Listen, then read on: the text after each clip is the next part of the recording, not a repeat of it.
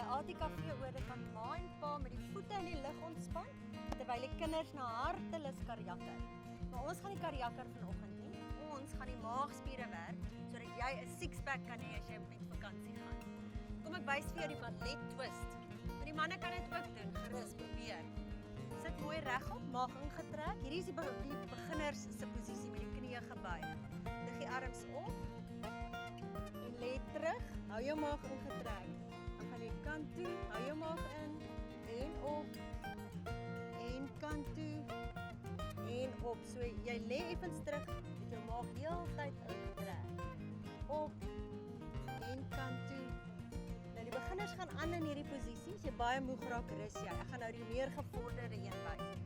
Sit regop, hierdie keer met die bene regop. Lig die arms op en lê terug. Hou jou maag in. Ons gaan hom nou daar hou, so die maagspiere bly in. Nou gaan ons effens skuins na agter en op. En op. Effens skuins na agter, so 45 grade en op. So hou jou maag in. En op, trek in daai maagspiere. En op. Ons doen nog 4. Trek in. Dit is 'n isometriese samentrekking van jou maagspiere. Dit beteken jou maagspiere bly ingetrek. Ons trek dit nie saam en ontspan, trek saam en ontspan nie. Goed, kom op. Nou gaan ons die plank doen. Basiese plank. Beginners, as jy begin plank, kan jou bene gebuig hou so. Net so, jy hou hom net so met jou maagspiere ingetrek en werk die hele kort. Dan die meer gevorderde manier is om in 'n reguit lyn af te gaan, maag ingetrek, trek in. Hou hom daar. Jy kan probeer om so 'n minuut lank te hou as jy meer gevorderd is.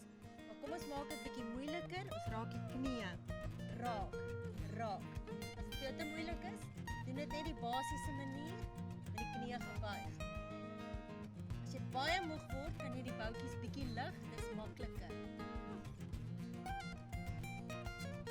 Onthou, om jou maag plat te kry, moet jy ook cardio doen en reg eet. So, laai gerus my toep af, eetplanne en oefenprogramme. Kyk op my webwerf, lindakriel.co.za.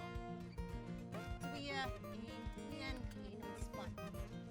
Nou ja, toe, dis al vir eers. Gaan loer op die ATKV se Facebookblad en Instagram, want daar kan julle hierdie week pryse wen van USN. Volgende week oefeninge vir stywe boutjies. Lekker week.